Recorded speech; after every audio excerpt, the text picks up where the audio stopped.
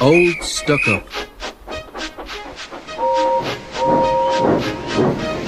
The Fat Controller preferred steam engines on his railway.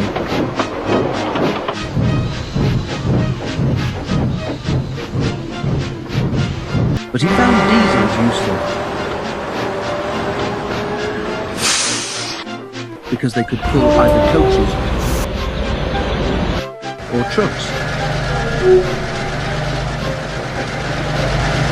"You're versatile," he would say to them. "Real mixed traffic engines." Boko and Bear were proud of this. But James was not impressed. He liked these two diesels, but he treated all others with deep suspicion. "Diesels don't use coal and water," he would say darkly. "How can you trust an engine who isn't normal in his habits?" Visiting diesels sometimes boasted about how special they were.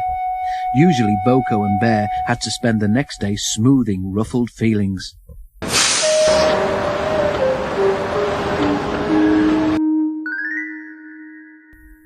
One day, a particularly haughty diesel came from the other railway. When the visitor found that he was to share the shed with steam engines, he stopped outside in disgust and refused to go any further.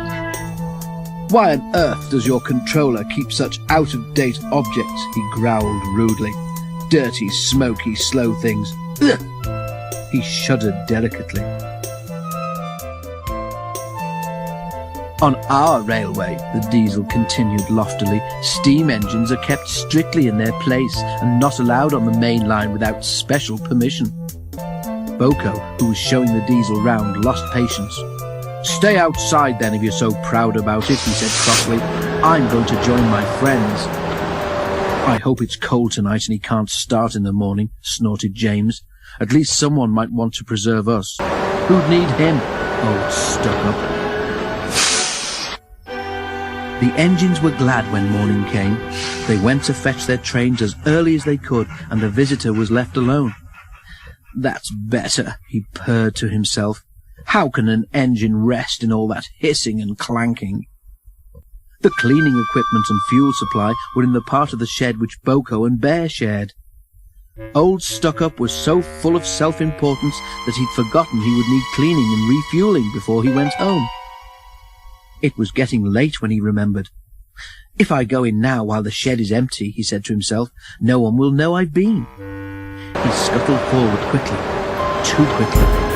The rails where Bear and Boko had stood were oily, and when he tried to stop, he couldn't. "Great blocks and buffers, I'm slipping!" he wailed, as his wheels locked and slithered. He shut his eyes as, with a despairing whoop of horror, he crashed into the wall at the end of the shed.